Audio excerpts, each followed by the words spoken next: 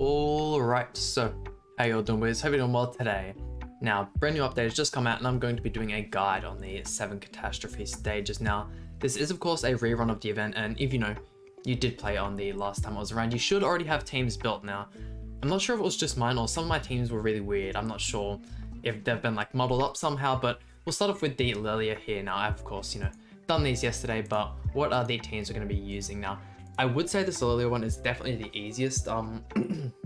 Being a red boss in PvE really just makes you susceptible to just getting absolutely clapped by the one team. So this is the team we're rocking here. Obviously just double flood, since these are the two, strongest blue units, and with the green Gotha. So Jericho on the back, you can sub this out for really, really anyone almost. You could use Death Pierce, you could use like the SR Elizabeth, but for the DPS now, obviously of course you do want to be having type advantage, but other units you could switch out. By all means, you could use Festival King, Tarmiel would be nice. Really anyone. I mean, there isn't like a huge variety of, strong blue characters. Like DPS wise, you could use Slater, Zeldris. Even this Arthur has like a really strong crit ultimate. But this is the team we're going to be using for today. So, I mean, last time this, event came around, it was definitely a difficult stage. But now, we have the level 90 and whatnot. And I'll quickly, skip to when we have someone join. Here you go. And our teammate has readied up. So, like I was saying, we've had all these, so many ways to make a character stronger, and even just new characters. Last time this event came around, we were using like the red and green Escanor, which seems like absolutely ages ago now. But I mean, now we have blue Escanor, which absolutely just stomps most PvE content. And same for this one here. I mean, this does have 2 lives, so we're not just going to be able to get a crazy one turn. And I feel as if I did, do it on the other difficulties to get the gems in. Turning it like, down a difficulty definitely makes the stage a lot weaker. Like, they definitely get a lot stronger with each stage, but in saying that, this shouldn't be anything super crazy. And got the rank up, so I mean, you guys all know how the raids work nowadays. Quickly merge these and we should be able to get a nice 2-turn here.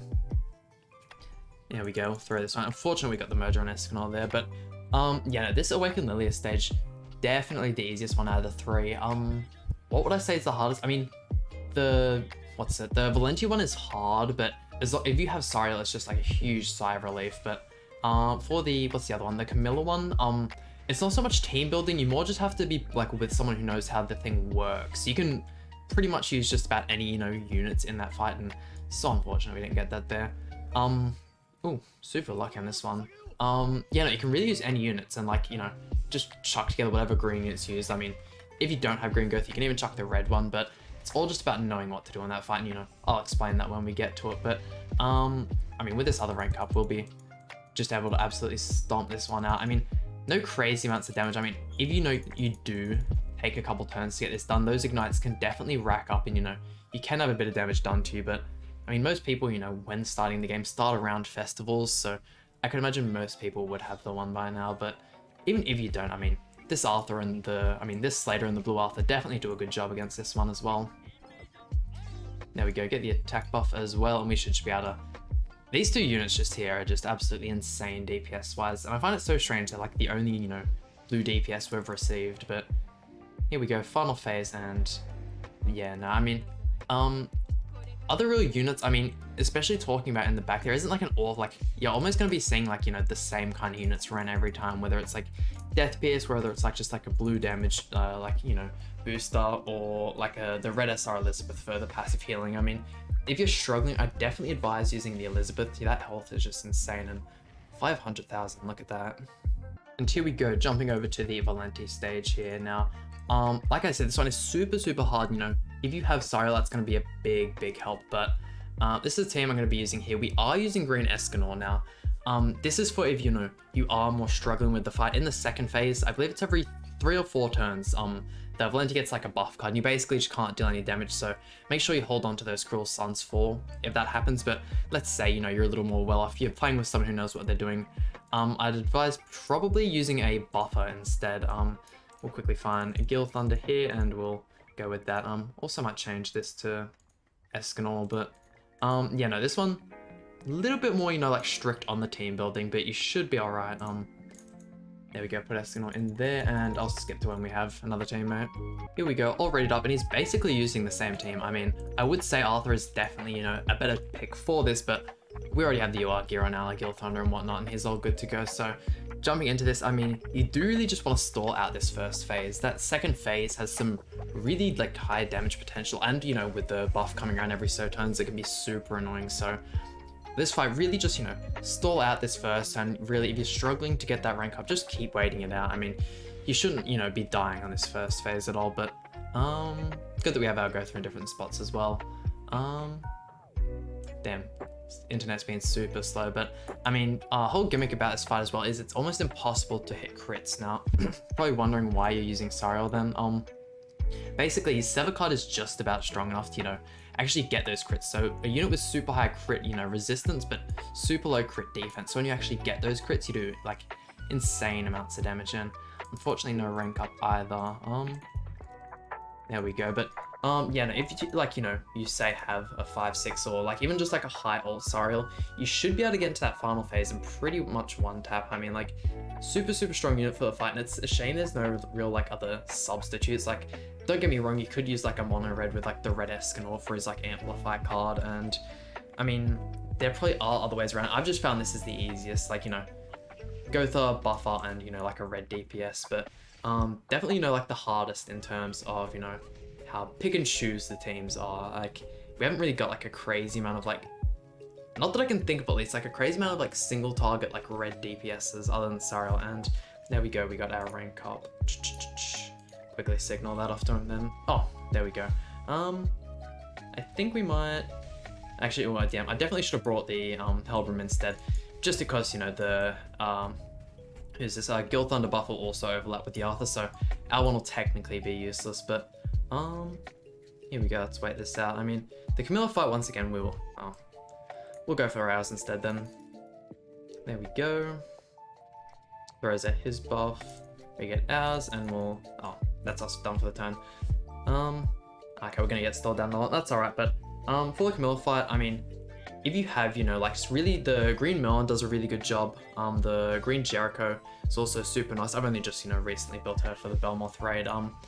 Also, if you can have the what's their name, the Danafor Liz. I mean, I've just been way too unfortunate to have, like, you know, not pulled her by now, and look at how little the damage is even for Sariel, even with like this buff and whatnot on him.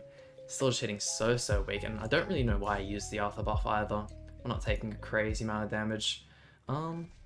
I think I might just go full send, because that should get us the ult, I do believe. Oh no, we'll still be one off. How close is he to his Sariel ult? Because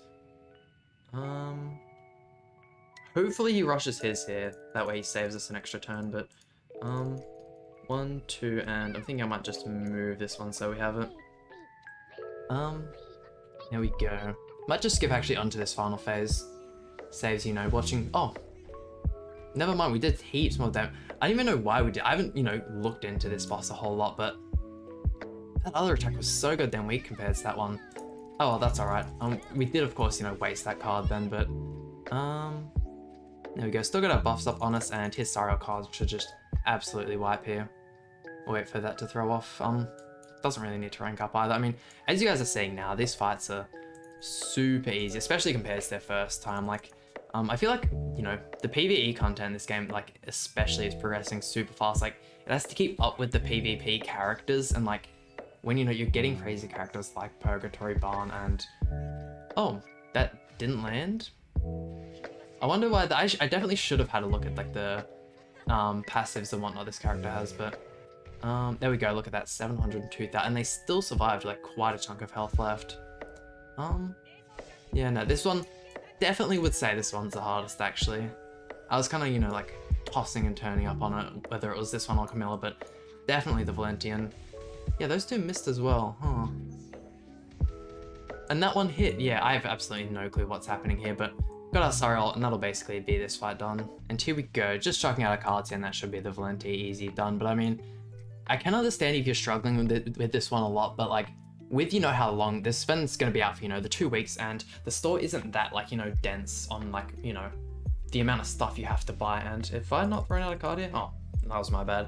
Yeah, no, there's not like an awful lot to actually buy in the shop. Most of them are costumes, and if, you know, you've played the game for a little while, you should have most of those costumes purchased. So, you know, you'll just be getting the cosmetic upgrades then. But even if you do, I could imagine even if you did all of these on, like, maybe not the lowest difficulty, because I haven't actually, you know, done those and seen, you know, how many rewards you get, but definitely like in the middle difficulty, like the hard one, you'll definitely, you know, still have enough time to purchase out the whole shop, easy peasy. And like, if you were to do friends raids as well, that'll make it, you know, even more certain. But in terms of the shop, there were actually 2 new weapons they gave us, one for Garland and one for Moleskula, but everything else had already been in there. And yeah, getting into this Carmilla one, I'll just skip to when we have another friend.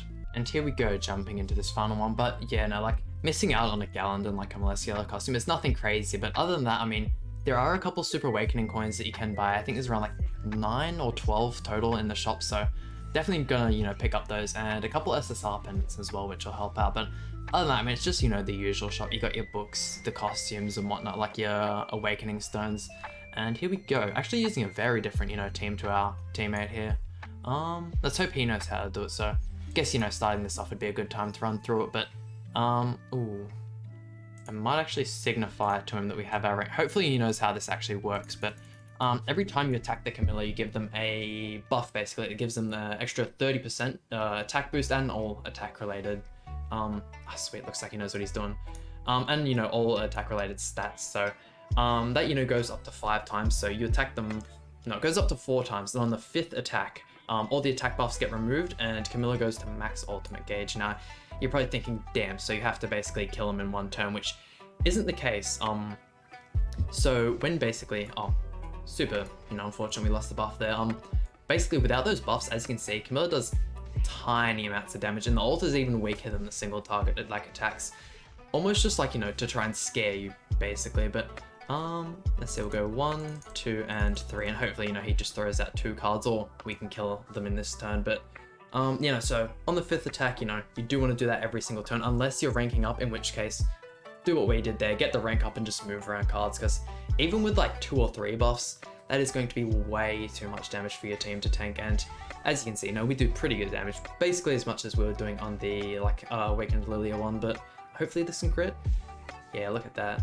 I'm only, you know, just started building out my Jericho, but she's still just absolutely insane.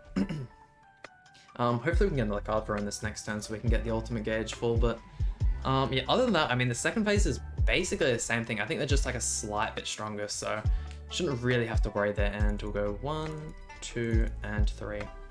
I mean, 1 buff you shouldn't really have to worry. The 2 is where it's like starting to get a bit scary. But there we go, another crit on Jericho. If we could kill here, that'd be nice. But yeah, I reckon we're gonna get it. Yeah, no. Once again, this one's super easy as long as you get, you know, a teammate that, you know, knows what they're doing. So that's all 3 phases done. Now we have other, you know, runs of this event where, you know, there were actually stages you could grind to get the bosses. I don't know why they're doing it differently this time. I mean, it is nice, you know, that we just get, you know, we can instantly do the boss fights and get it over and done with and head over to the shop. But I mean, hope you know this video, you know, helped you guys out if you've been struggling with teams, and, you know, please hit that like button and subscribe. It really means a lot to me, and I'll see you guys for some more Grand Cross content.